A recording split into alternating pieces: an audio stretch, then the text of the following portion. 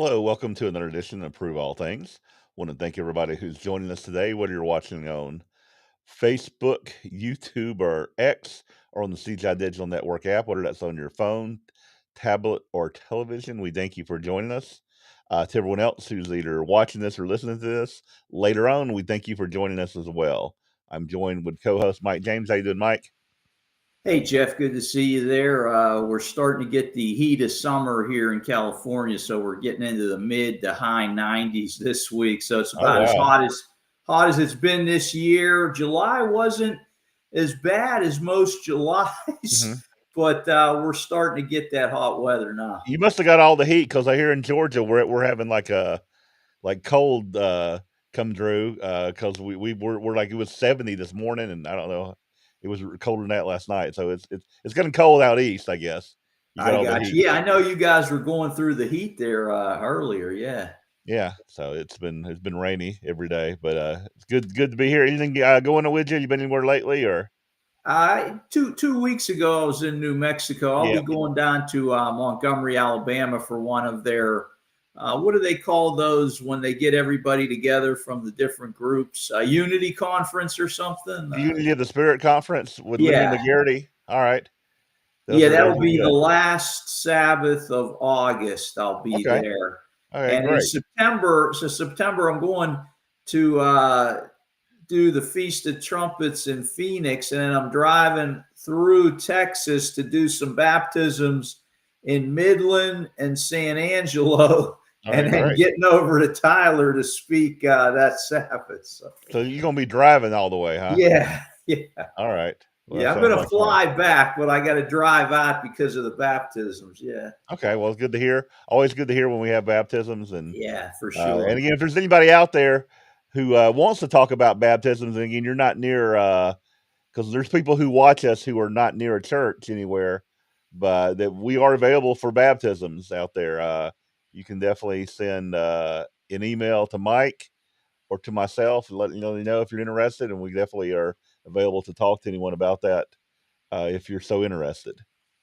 Definitely, definitely. Hey, I'm seeing a note on the screen here from RC Aerobatics. Oh, Glendale. I guess they're talking about Glendale, Arizona. I was thinking they might be here in Glendale, California, but Yeah. with that temperature, I'm pretty sure that's near Phoenix. 114 is pretty hot.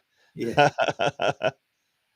All right, we'll go ahead and bring in our guest today, which is your brother. So how you doing, George? Hey, All right, George. guys. Good to see you. Hey, George. Just I know you've been here before, but just an update on your injury from about a year ago. How your knees are Yeah. doing?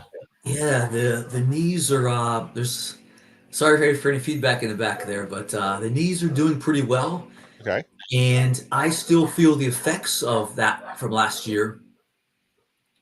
So it was certainly very humbling. It's been quite a journey, Yeah. Could you but tell everybody who doesn't know what happened last year, so there's the yeah, people who are probably interested? I was just off of a military assignment, doing some support at Quantico as a corpsman. And a couple days later, on Sunday, June 23, I was in an event, a powerlifting event, and I had lost some weight. I gained a little bit of weight and was pretty run down going in, I would say. But I was doing a third attempt, made the first two attempts successfully. Was trying to push it a little bit because I was 8 pounds heavier, but not a full 148. So still was having a little trouble from a weight standpoint, gaining some weight back. But I was doing a third attempt, and lo and behold, I had a really bad disaster. I had a bilateral quadriceps tendon rupture. So that is where the quadriceps muscles, the front area of the thigh there, connects to the patella. And they were both ruptured, one then the other, within a second of each other, I guess. It was an interesting moment because I'm down on the ground, the weight fell backwards, and I felt a few different things. I felt like, am I having a bad dream? Is that what's happening here? I also felt like this is it was like a Twilight Zone kind of experience. And I was kind of in a state of shock a little bit for a couple minutes, I'd say. Mm-hmm. But I was taken to a hospital over there. Eventually, got surgery about 5 or 6 days later, which was a good thing. So there was about 3 or 4 months of PT. It took me about 4 months to really walk in a strong manner. It took about 4 full months, actually. Wow. So I did a fitness test earlier in the spring, which went really well. I didn't run, though. I did the bike instead, but everything else that went well, and the strength and endurance test went really well, too. But still kind of feel some stiffness and tightness here and there, but doing some plyometric work, doing some jumping to work on that force absorption, helping to get the body in better shape too, and so forth. But I did have, I guess you could say, a Job kind of a moment, because I did ask God, why did this happen? I was upset, and I just had to say what Job said: the Lord is given, the Lord is taken away. Blessed be the name of the Lord. What else could I say? And that's the best thing to say as I was processing this. It took a little bit of time, but I got to that point, thankfully. So, but and what I'm doing right now, much of my work is more work in rehabilitation, helping others to get healthier, whether they have come out of the hospital recently or they're homebound for whatever reason because of previous injuries or illness, perhaps. So it's really made me more sensitive, I think, in some ways, to whatever injury someone might endure or go through. Okay, well, it's good to hear you're doing better and recovering, and I guess prayers have been answered for that. Amen. So again, hey, great to have you on here. You're one of our health experts, if that's the word to use. Yeah, we had one a couple weeks ago. We had Jason Pack on a couple weeks back. Okay, I think I heard him once or twice. He has a nutrition store, I think. Yeah. So so this is a couple of weeks ago, but we got you on here. So what topic did you want to talk to us about today? Okay, I'm going to talk a little bit about fascia. And fascia. How do you spell that? Fascia. Okay. Not fashion, right? Not fashion, but fascia. Okay. So a little bit different, but I guess we could say that fascia is fashionable to the body, the inner workings of the body. But these are topics that I enjoy sharing, and I think this will generate some discussion and thought and questions. So I can start. I'd like to start with a Bible verse, and I think that this really coincides well to this area. And this is in Psalm 139 and verse 14. And this is, I think, from the English Standard Version, more modern version here. So verse 14, Psalm 139, I praise you, for I am fearfully and wonderfully made. Wonderful are your works. My soul knows it very well. So considering the human design, considering God's great design, all that he created, it is so intricate, so vast. The intricacy is something that we can't fully grasp or fathom, I think. And it's certainly true of the human body, the human form. We have within us this fascia or this fascial web, and it connects virtually everything. Particularly, we think of the skeletal muscle system with this. So is that a definition of fascia? Like, how would you define the word fascia? That's a very good question. I would define it as, I wouldn't call it skeletal muscle. I would call it this inner web pattern, or this inner connecting pattern within the human organism that brings it all together, that connects it all together. One thing that's interesting. But when you say that, I'm thinking of the phrase plantar fasciitis in the foot, right? Does that have to do with the foot? Yes, it does. That's exactly right. So why, the toes, the foot, but does that deal with go into the whole body? Why do they call that plantar fasciitis in the foot when you're saying the fascia is the entire structure in some way? Yeah, with the foot, we can do the fascia web can include certainly the foot muscles, but also the Gotcha. muscles of the deltoid, the pectoralis major, so on and so forth. With the foot area, we do have this plantar and this dorsiflexion. So if I'm extending at the ankle joint, for example, and my toes point out, that's a plantar flexion. Mhm. And if I do this dorsiflexion, I'm bringing it back towards my belly or my hips. So this way plantar, this way dorsi.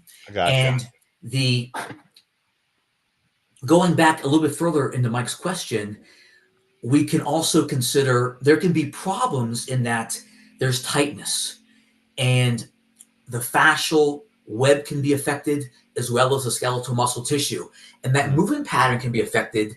So we can have like a turf toe injury, for example. We can have just a pain at the heel. So it does affect different areas of the foot, and it can certainly affect that plantar flexion that is performed, and it can be exacerbated by that.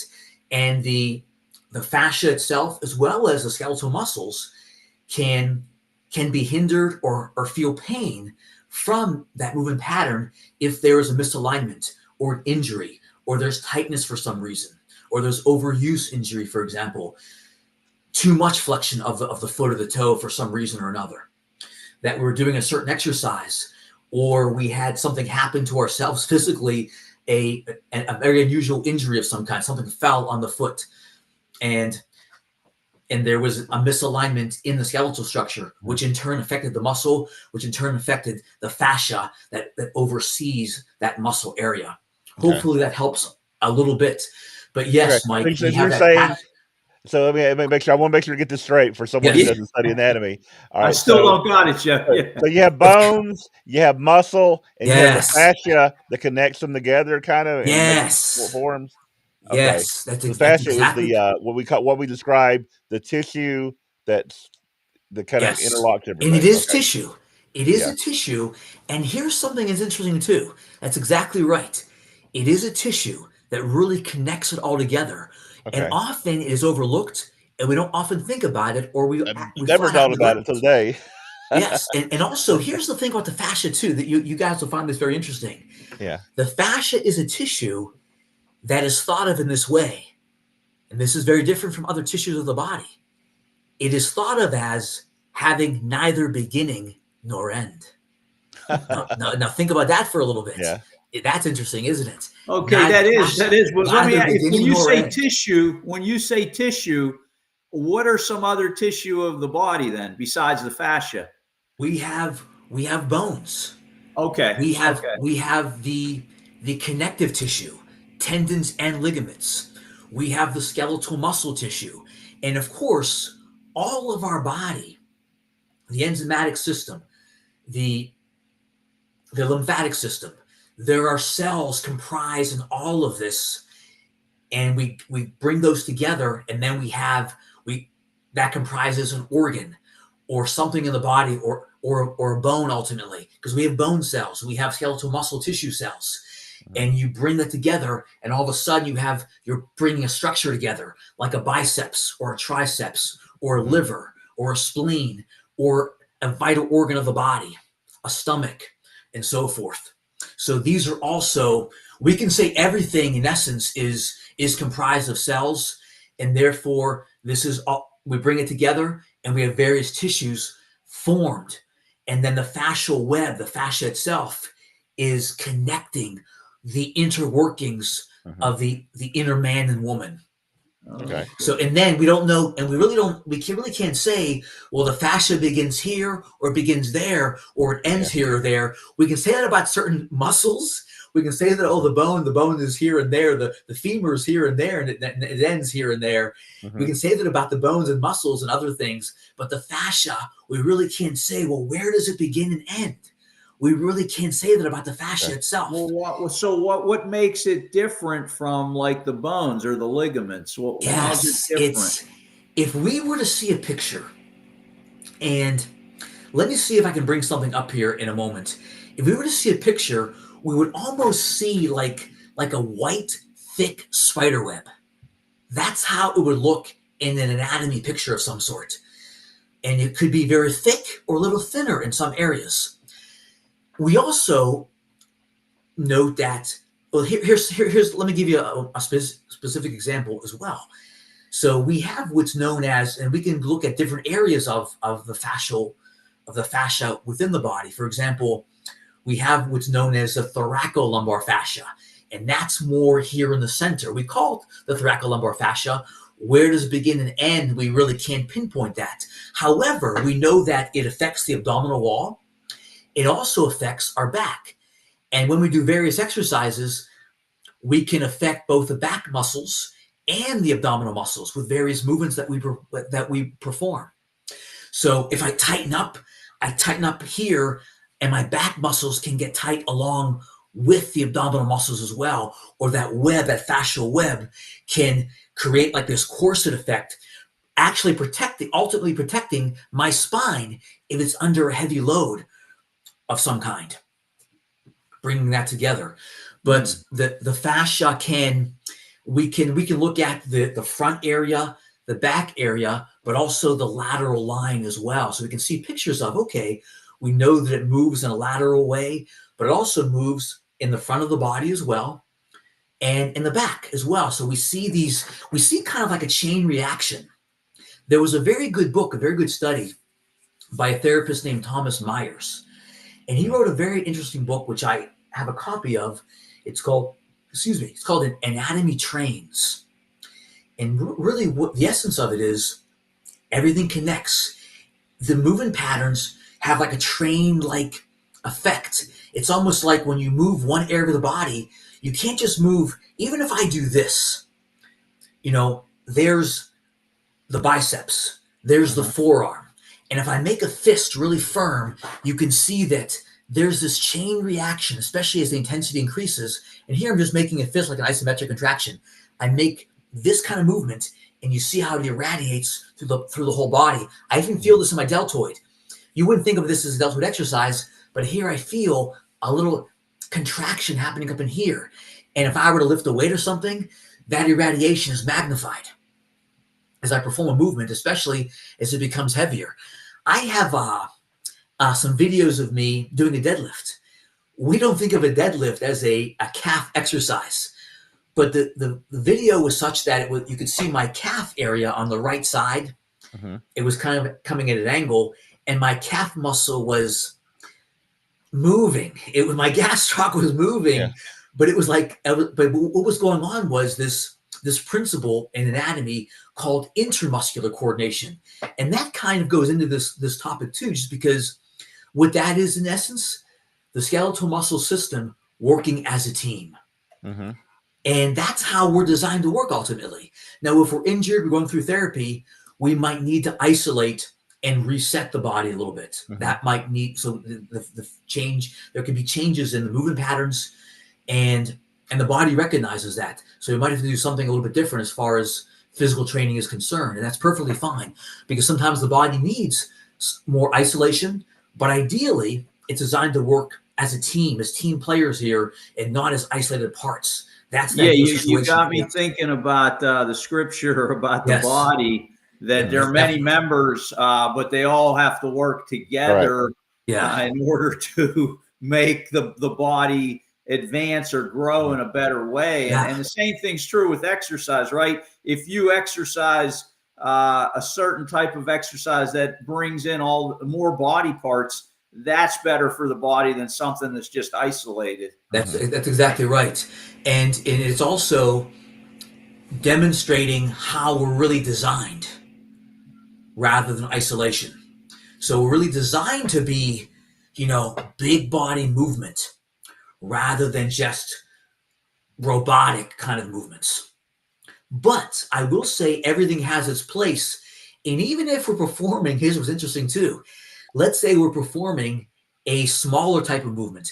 Let's say it's a triceps kickback or a biceps curl with just a machine.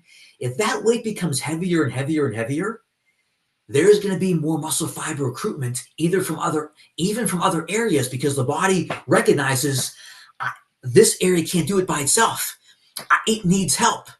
or the biceps is like, I need help in a sense. I need help. Help me out. Help me out, deltoid, or help me out, forearm. And so let me see if I understand correctly. So let's say you're putting a real heavy weight on a curl. And, typically you would just do a curl with your biceps and your arms. right. But because it's so heavy, you got to get your back involved. Is that what you're saying? Or what do you mean? Yeah, that's exactly what I'm saying. And that can be even with good technique. But yes, that's exactly what I'm saying. And certainly, if I'm doing an easy curl bar and that weight starts to get pretty heavy, it's not in front of me, what do I have to do there? A lot of stabilization in here, changing, where that weight is. I gotta really tighten up here to bring it back in and so forth. And I have felt my abdominal area using an easy curl bar, depending on, the weight selection. And of course that can vary depending on, the weight and so forth. But we want to be, reasonable with our weights and so forth. Make sure we don't hurt ourselves. Yeah. But the body does adapt. It adapts well to stress. All right, hey, George, I found some pictures. Maybe you can describe some of these pictures I'm going to show of fascia I just found here. So let me go ahead and put this up there. All right, so you see that? Yes, I do, and that's kind of like it does look like a spider web. Yeah, exactly. And this could be, throughout the body. Let me see the caption here a little more closely. And okay, never. Yeah, and this writer here even says never heard of it. So yeah, it's something that we often don't hear of. Yeah, it's got some pictures here showing you like some examples. Yes. Yeah, this is the belly of the muscle here. In that second picture, where's the fascia here, George? Yeah, so the fascia, Mike, is outside of this. So we have here skeletal muscle tissue. Oh, okay. So that little thin white layer on the outside. Yeah, that would be, now that's the outer portion of the skeletal muscle, but yes, the fascia is on the outside. To me, it looks like I was cutting an onion yesterday, and it looks like the outer edge of the onion feel. You know what I mean? Yes, I do. Yes, I know exactly what you mean. And they also have this picture right here too. Yeah. So and we can see, and this is pointing out where we see some fascia as well, but also recognize the interconnecting is throughout the entire muscular system that we see right here. But this is an excellent picture with the movement. And Mike, you asked about the plantar fasciitis that occurs down below, right there at the sole of the foot, right there. So I'm noticing. Let me ask you this: I'm noticing that some parts are much whiter. Like I can see a little bit of white shading in the stomach and chest area of this picture, but it's lighter than like right where the buttocks and the upper thigh is, and the foot. You see how it's much whiter. And so what's that saying? There's more in the brain and the foot and the hip area. What we have, we could have it more thicker in certain areas, yes, but definitely take note of it does interconnect everything. But to answer your question, the answer is yes.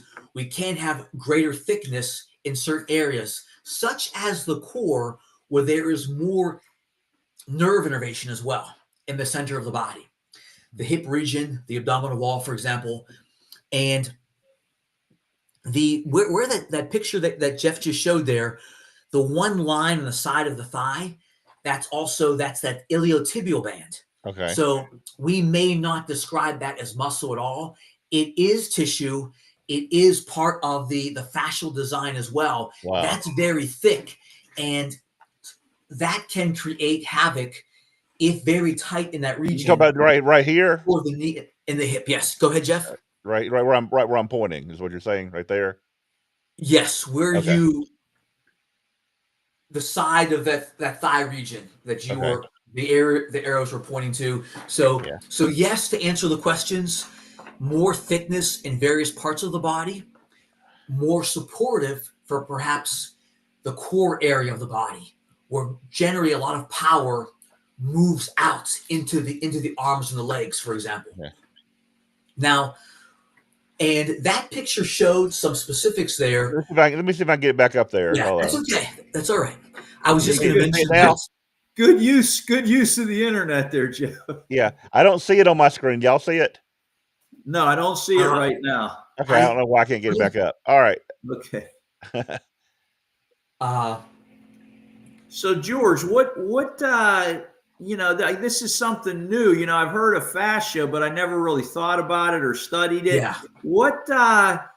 What can we learn about it, maybe from a spiritual perspective, but also like physically? How can we help it? What do you do to like you can do exercise?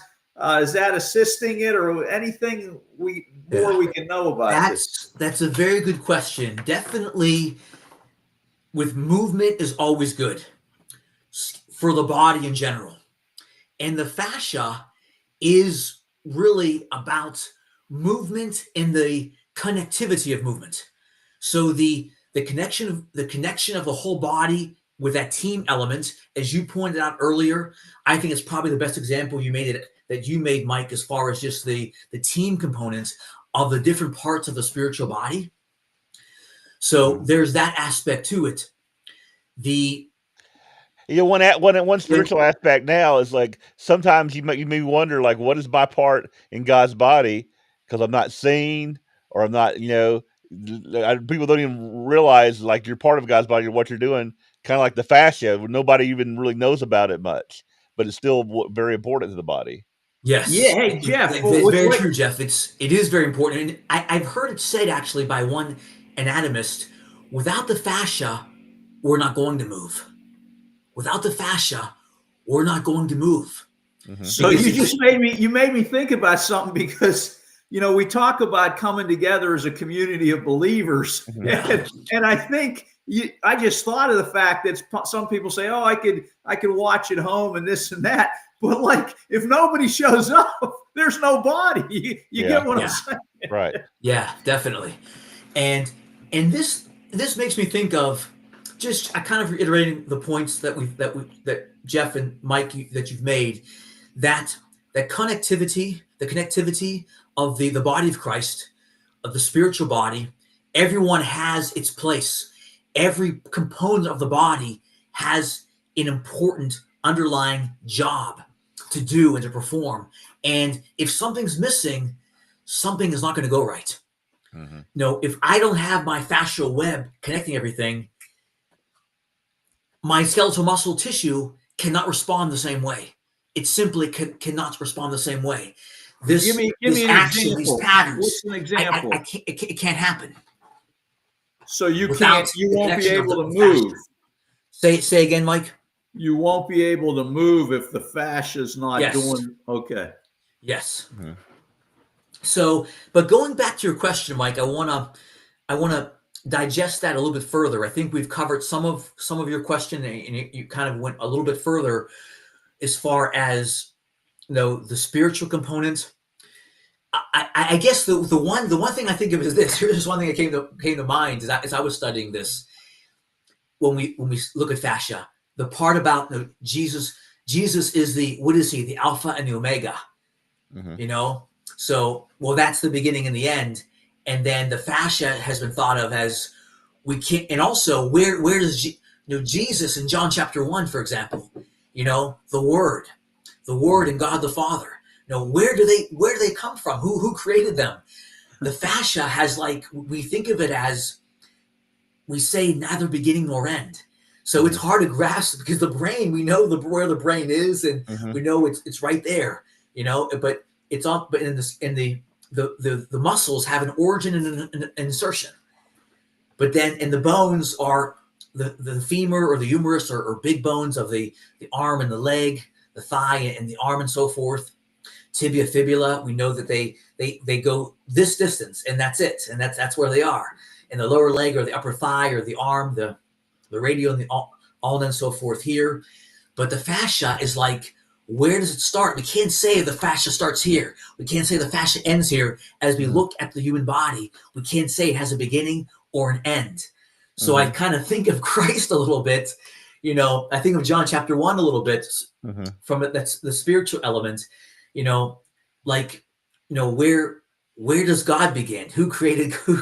Yeah. Was Jesus a created being? People ask that question. So, and it's no, it's and he's he's the Alpha and the Omega. But then it's like we read John 1, and there's like we have this great being, these great beings of the family of the God family. Where do they start? Where's their beginning? Where's their end? I get what you're saying. I get it. Yeah, That's so interesting. Yeah. Because when you said fascia today, it was like, oh wow, what exactly is fascia?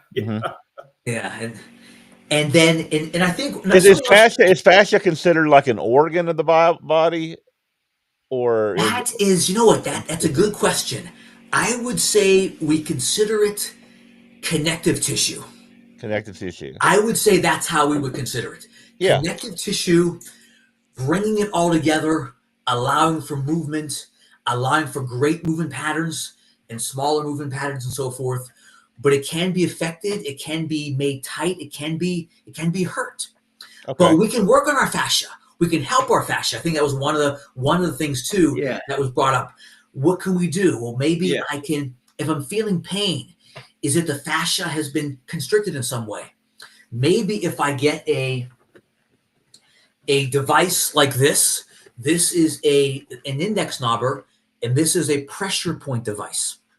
And what this will do is, when applied to the human body in various ways, maybe the calf muscle, maybe the hip region, maybe the chest or shoulder or arms or whatever, if there's a lot of tension built up, this can help dissipate the tension. And what I can do is I breathe in through the nose, out through the mouth.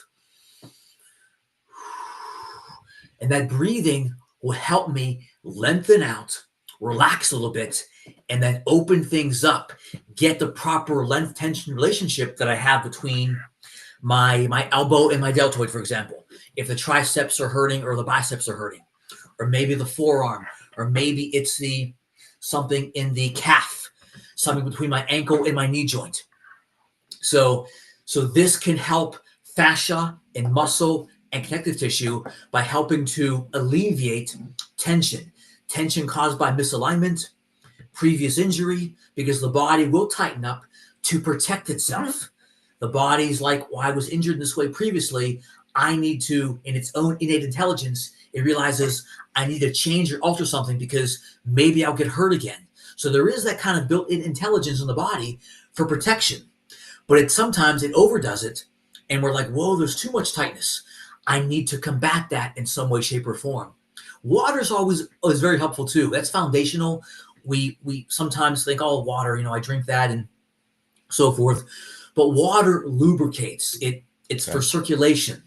Water is, always remember that. I would tell everyone that. That's something foundational. It lubricates our joints. Our skeletal muscle tissue, number one, water. Protein second. But water first. Okay. So something interesting there. Is there any you think of cancers that affect bones or organs. Yeah. Is there any type of disease that affects the fascia, or is it so thin that it's like not really affected by the stuff that affects other organs? Yeah, Mike, that's a deep one there. It's I would say that from what I've learned, the fascia itself doesn't really seem to be affected from something like a cancer, but I won't say that's out of the question though. What I was looking at something just recently that kind of pertained to your question a little bit, and it was saying that fascia is sort of like something on its own, and we're still learning more about it and still discovering more about it, and we're still trying to answer questions. So I can't give you something really definitive on that. I would say from what I know right now, the answer is not really, not to my understanding or knowledge. But the thing is, we talk about various cancers. Usually they affect bone. They can affect various organs of the body and so forth. And not everything is necessarily affected, but that's an interesting question though. And I was just looking at something just recently on that, and it couldn't pinpoint fascia being really affected by something like that. Gary's mentioning inflammation like in the body. I guess that Okay.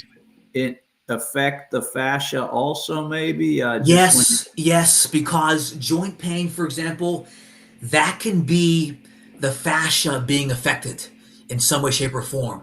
Because that joint area, the fascia helps with movement, and then that joint area, that joint capsule being injured or hurt or feeling pain, the fascia has a role to play in that mobility and in that movement. So yes, I would agree with what Gary said there as far as from an inflammation standpoint. So yeah, that does make sense.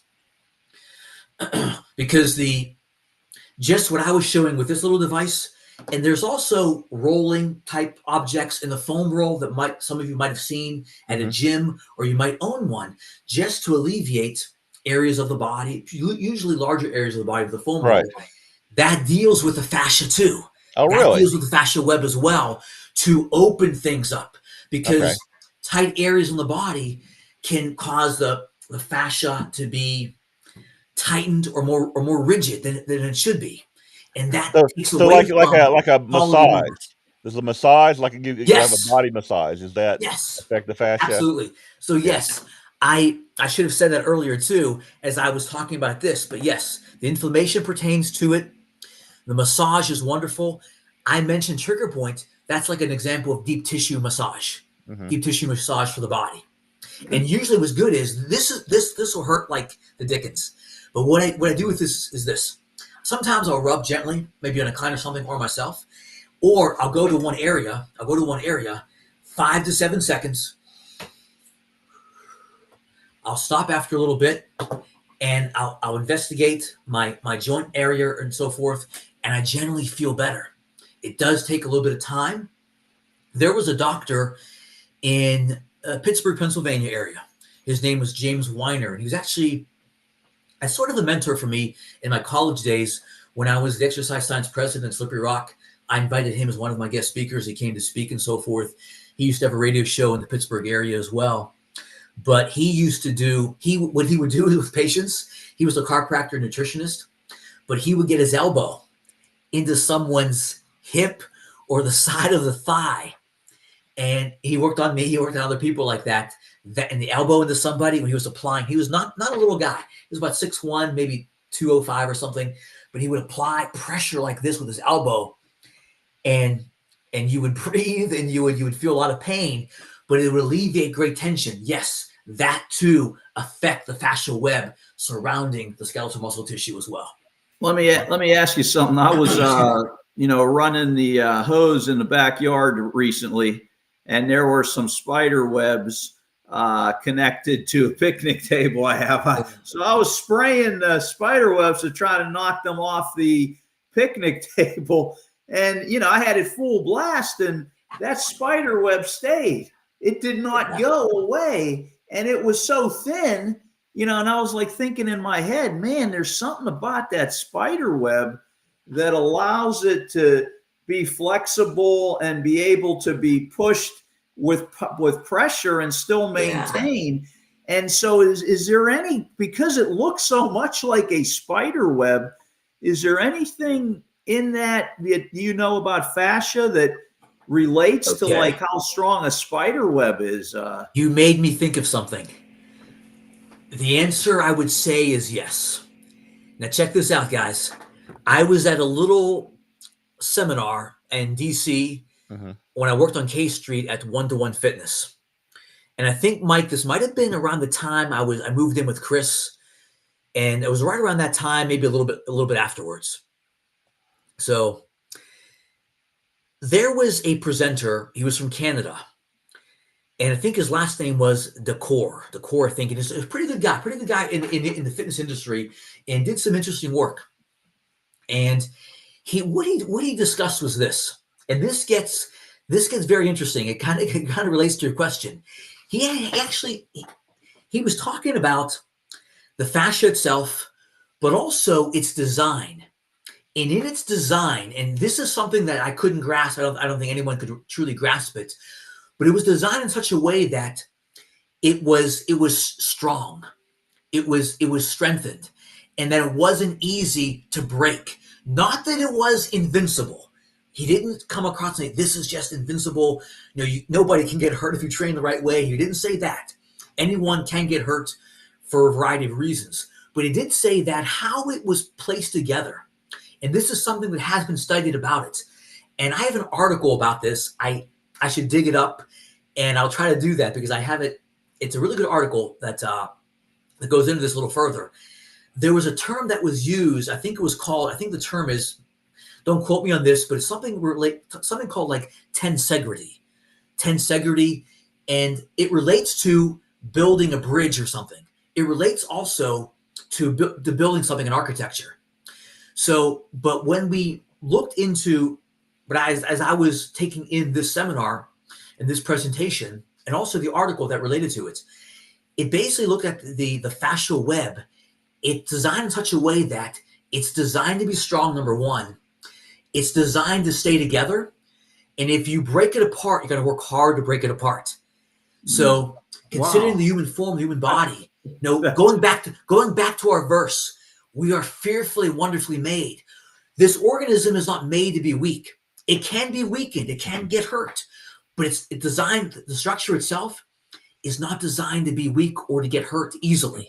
Mm-hmm. So yes, there was a term that was used, but also it goes into building things like a bridge or something in a certain way or certain pattern that makes it strong so it can take a lot of traffic for years and years to come and so forth. And the design of the human form, the connectivity of the human form is also designed in that way, in that fashion. Mm-hmm. So is there, Gary's mentioning in the chat box, Velcro. Is there any characteristic of Velcro that could relate to fascia? Well, I would say this, the connection, there's a connection there. It all connects. Mm-hmm. And that's something that Thomas Myers, in Thomas Myers' book, Anatomy Trains, he'll say, here's what we think of fascia. Here's what we think of the body. We know this. Everything connects. So everything connects in a certain pattern, a certain way to keep us strong, to keep us moving, hopefully, for many years to come in a healthful way. So I would say yes. Everything does connect like Velcro or something. We can look at that analogy and say, yeah, I can see that analogy there. The connection, the strong connection, keeping it together, holding things in place and so forth. So yes, that analogy certainly would work here. When you think about what you've studied and learned about the human anatomy and examples like fascia, and you hear about evolutionary theory, that over time, things progressed. And what strikes you about that, George, with the knowledge that you have of the human body and the anatomy, that, wait a minute, it makes more sense that a designer put this together exactly like it is because of all the details and intricacies. How could that just develop into what it is? Mm-hmm. And that's, I think, Mike, you just hit the nail on the head right there. I don't know if I can say it any better than that. The design, the intricacy. There, Paul Chek, Mike, remember him? Yeah. You might remember that name, a holistic health guy out of California. He has said the human organism makes a rocket ship, a rocket, look like a pile of junk because its design is just, we can't fathom it. Mm-hmm. We still can't get over it. Yeah. And yes, it's, as I look at, here's one thing, I'm going further into the question, trying to answer a little bit more if I can. It's almost like when I study, when I learn more, as I'm learning more, it's like there's still more to learn. It never stops almost. Right. Yeah. We don't know it all. Yeah. We're still trying to figure this out.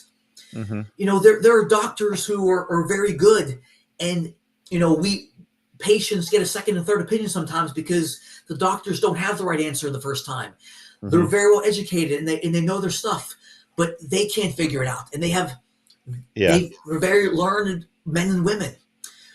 And then the anatomists, the therapists, we don't know it all. There's presentations that are happening. There's there's seminars that are happening. There's classes that are happening around the country, around the world, Mhm. and people are still trying to figure out this human organism because Yes. it is so complex. And Mhm. there's still things and there's things that blow our mind sometimes. We can't figure out. So Yeah, like that reminds me. That reminds me. I was just reading about DNA and studying about DNA recently because because DNA is so interesting how DNA is able to have all the programming to create the body, right? Because it's just those four chemicals in a chain, and it's able to have that design in that programming, right? And it's able to create the fascia, create the muscles, put it right, all where it's supposed to go. right, I mean, that right there, yes. if anyone can look at that and tell me there's not a creator, I don't know. I mean, there are people who do that, but it's so intricate how that It programming works is. to And make Jeff, that. I like what you said there, Jeff, about just knowing where everything is meant to go. Yeah. Putting it in its proper place. Yeah. How does it how does that happen? Yeah. How does that happen? It's extraordinary. And Yeah, here's what I it's would really say. complicated programming that we don't really Yeah, barely understand how the algorithms work yeah. in doing that. It and the makes me amount. think. Yeah, it makes me think. God is a genius. Mhm. Our God is a genius. And Mike, you had a comment there. I'm sorry. Yeah, just the amount of information in a Yeah, cell is just unbelievable. You can't comprehend how much information is in one cell. But when you think of how small a cell is, and then you realize there's all that coded information in there, how could it be written so small and microscopic? It's mind blowing. it really is. Yeah. It totally is. Oh, yes, absolutely. So So we there's got about 10 minutes to go here, George. So okay. Belinda's mentioning that diet is everything here. Is there anything in diet or what you take in that affects the fascia in any way? I guess just like everything else in the Well, body. yes. Number one, when we think of our macronutrients, the protein, fat, and carbohydrates, they all have an important place. And then we have our micronutrients, the vitamins and minerals, very important too. Everything has something to do. When we go to something foundational, we should think of our protein, just because that rebuilds. Please say more about macro versus micronutrient. Like, what's the distinction there?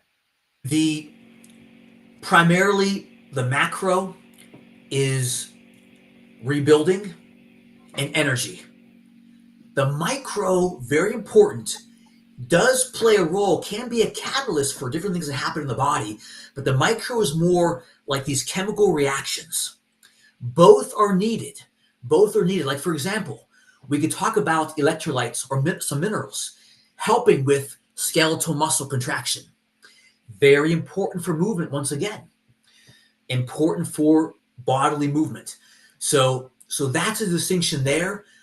One is more for the serious rebuilding of the body and energy, where the other is the micro, the catalyst for chemical reactions, but also helping for a contraction of some kind or movement. Or also, we look at vitamin C, for example. Vitamin C can be, which would be like a micronutrient, but still very important. Can be, we think of it for immunity, immune health, which is good and right, but it's also a catalyst for helping the body to rebuild collagen protein. Collagen protein, that's comprised of our tendons and ligaments. So everything, again, having its place.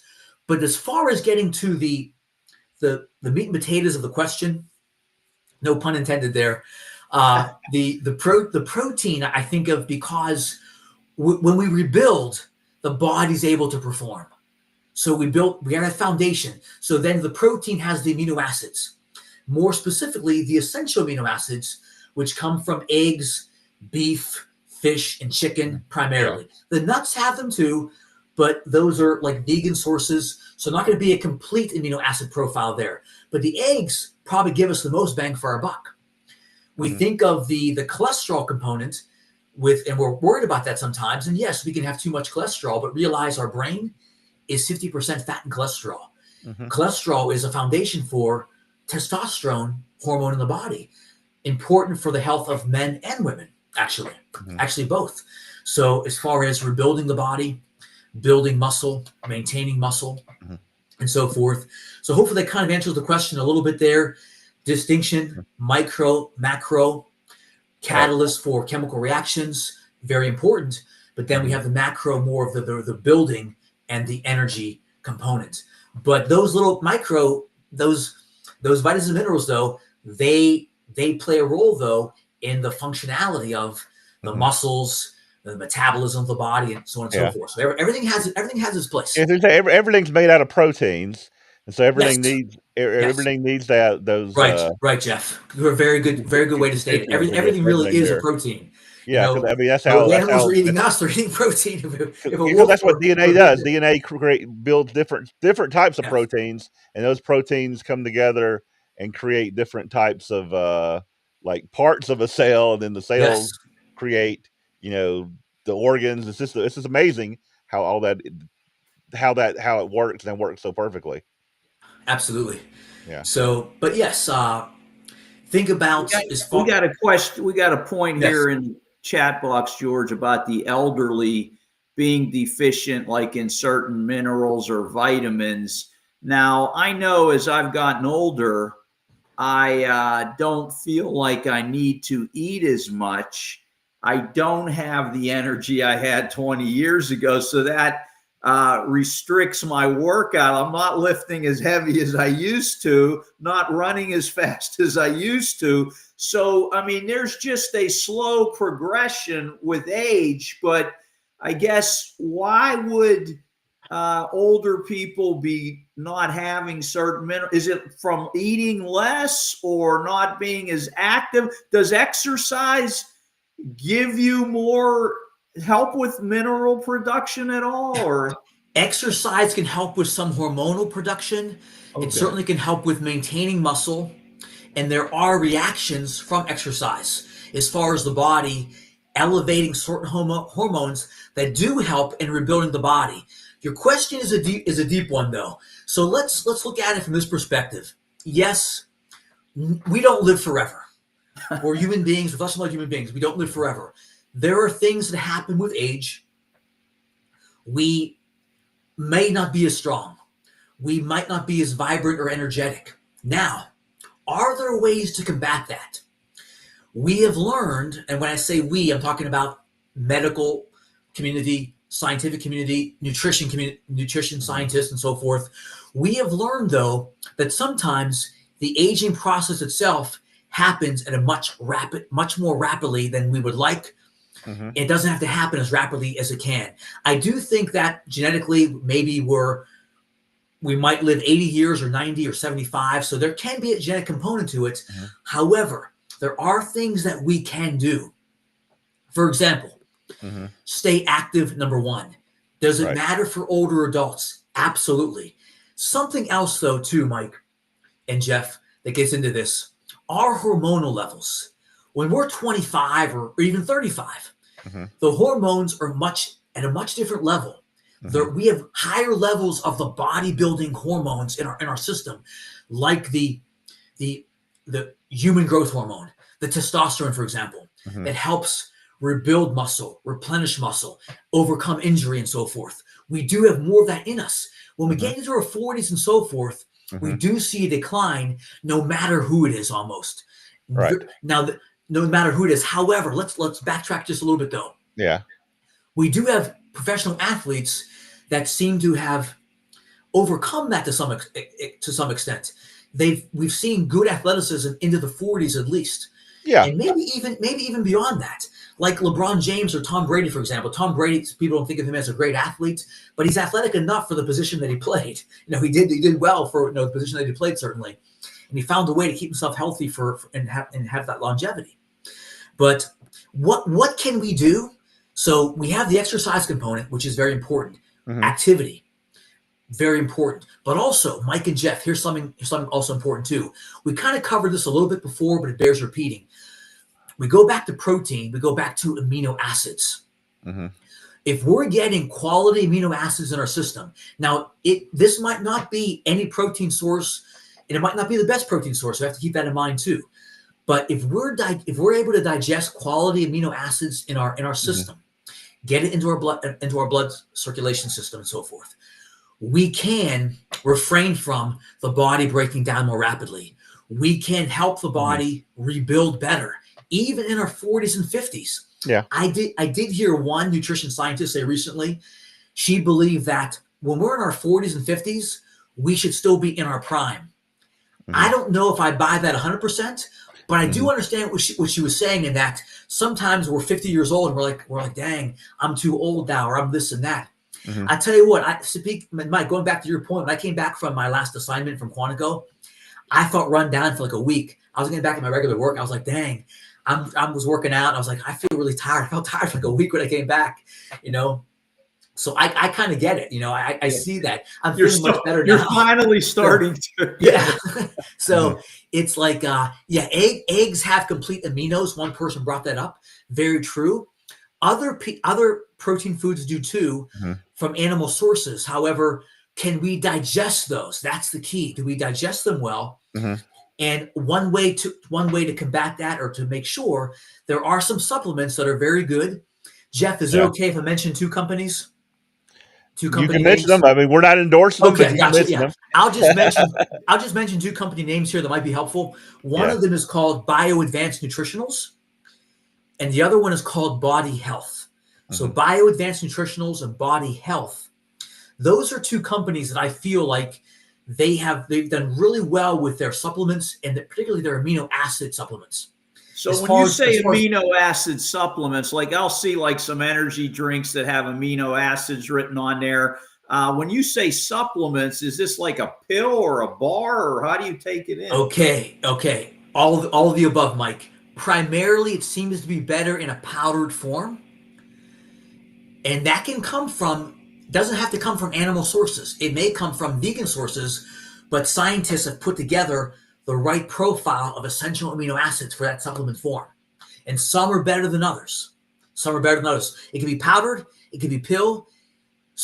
There are some nutrition bars that have made this.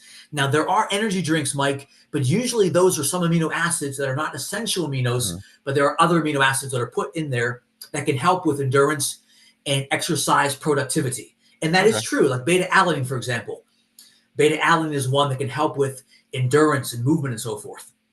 It's not an essential one though, but it is one. What are the essential? What are the names of the essential amino acids again? The essentials. Let me start with the branched chain ones first. Isoleucine, leucine, and valine. Okay. Those are like the three big ones right there. Now, those three are part of the essential amino acids. Let me right quickly do something here for us. And so those are three of them right there. And I have the other names: histidine, methionine. Methionine specifically is very good for bodybuilding, and it's in eggs. It's in the yolk of eggs, though. It's in the yolk of the eggs, not the white. Phenylalanine, threonine, tryptophan, and valine. So let me do something. 1, 2, 3, 4, 5, 6. Now I mentioned 9 there total. Now here's the interesting part about that. There are some sources that say there's 8 essential. There's some that say that there's 9. So it depends on the source you're looking at, which will tell you it's 8 or it's 9. I believe that it's 8. However, if the body is under great stress, it automatically diminishes in one of these amino acids. So that's why some people like to say, well, we want to say 9 because we want to make sure we're not diminished in one of these amino acids. The body's under, it could be a lot of physical stress of any sort, exercise, whatever, a lot of physical labor, mental, emotional stress. That depletes us as well. Vitamin C is depleted with all kinds of movement. Vitamin C is a water-soluble We'll lose that walking outside or something. Mhm. We'll lose that in a car driving a long time and so forth. Mhm. So some sources will say 8 essentials. Some will say 9. They say 9 to be on the safe side Mhm. because there's an amino acid that's very much depleted with a lot of physical stress, and we want to hold getting that back. But there's two very big names in this science, Minkoff and Schallenberger. They would both say that there's 8 essential amino acids. They would agree that there's 8. Mhm. But I've read other sources, other scientists saying that there's 9. We should say that there's 9. So interesting. That's unusual, though. We do find some contradiction, Yeah. some variation in opinions and beliefs. Yeah, there. well aware of Yeah. that in theology. Yeah, well, hey, definitely. we're talking about aging, I guess, and I guess you're giving us things we can do as we age to stay healthy. But from what also I've studied is that the DNAs, there's a thing called telomeres that like shorten as you age in the DNA, and it's actually programmed that way. God programmed us to age, right? He made us so that we would age, that we would experience different types of life as we, eventually go. I mean, I guess in the Bible there were those who lived to be, 900 or so because they had different programming, and then so Yeah. somehow God has changed the programming now that we'll get 90 years if we're lucky.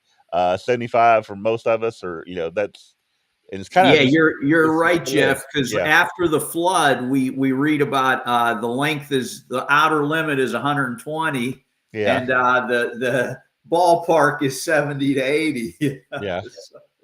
Yeah, so it's just that again, I think it's a great idea to stay healthy until you're old, but I guess we are going to eventually pass Yeah. away, and that's part of God's plan, I think.